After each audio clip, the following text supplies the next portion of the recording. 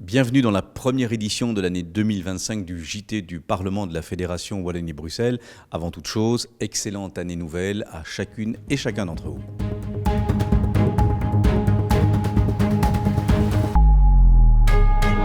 Ce mercredi, le Parlement organisait une conférence sur la thématique des jeunes face aux élections. L'occasion de réunir des experts autour de ces questions, mais aussi des jeunes et des responsables politiques. Reportage.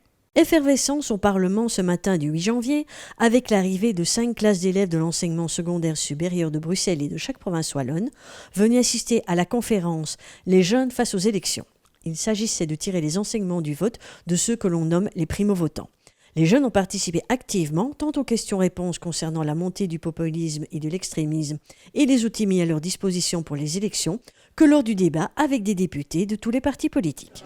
Sur la question de l'intérêt politique, on voit que les jeunes s'intéressent très peu aux questions politiques institutionnelles, à ce qui se passe dans les parlements.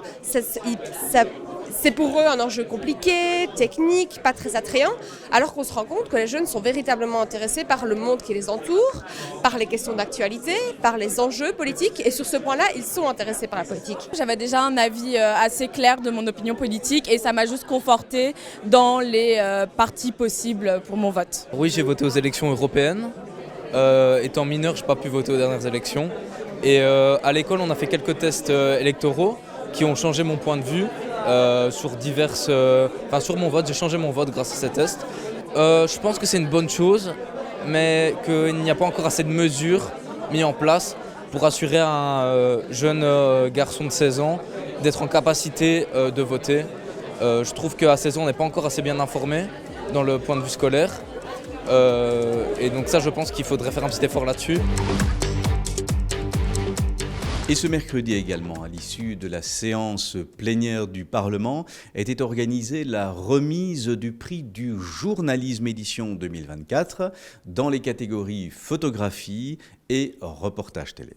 Ce mercredi 8 janvier 2025, Benoît Dispa, le président du Parlement, a décerné les traditionnels prix du journalisme, catégorie presse de télévision et photo de presse.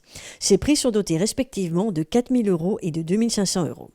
Pour la catégorie presse de télévision, les lauréats sont la journaliste de la RTBF Hélène Hannet et le réalisateur Yvan Goré pour La force des racines, un documentaire sur le génocide des Tutsis au Rwanda et le devoir de mémoire auprès des jeunes, diffusé dans l'émission Les News de la RTBF.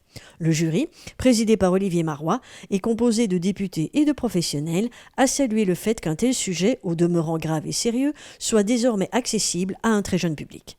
En catégorie photo de presse, le Parlement a récompensé Mathieu Golinvaux.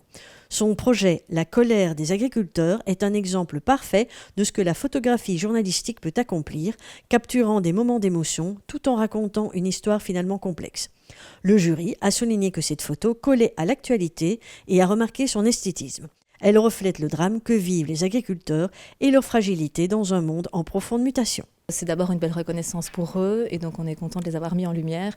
Et puis pour les news aussi, le journal des enfants pour lequel on travaille, c'est une belle visibilité, une belle reconnaissance pour tout le travail qu'on fait. Je pense que beaucoup d'enfants n'étaient absolument pas au courant de ça et nous ce qu'on voulait absolument, c'est faire un récit qui soit sécurisé, on va dire pour eux, qui s'adapte à leur vision du monde, mais sans fausse pudeur. Dire les choses comme elles se sont vraiment passées. Leur apprendre ceci et aussi leur apprendre les mécanismes qui poussent à la haine. Moi, je suis forcément très fier et très content, notamment parce que ça met en avant la profession de photographe de presse, de photojournaliste. J'ai beaucoup travaillé sur la crise agricole l'année passée. Je pense que c'est une des actualités marquantes de cette année 2024. Donc ça a été très difficile de choisir parce qu'on ne peut envoyer malheureusement qu'une photo. Qui dit nouvelle année, dit nouveau cycle de conférences-rencontres réflexes pour le premier semestre 2025. Nous pouvons annoncer la présence de Vincent de Corbiter qui abordera le 18 février la discipline de parti Un mal nécessaire, d'Emmanuel Damblon qui parlera de la rhétorique dans les discours extrémistes et populistes le 25 mars et de Françoise Tulkens qui développera les droits humains en démocratie, ceci n'est pas une option le 20 mai prochain.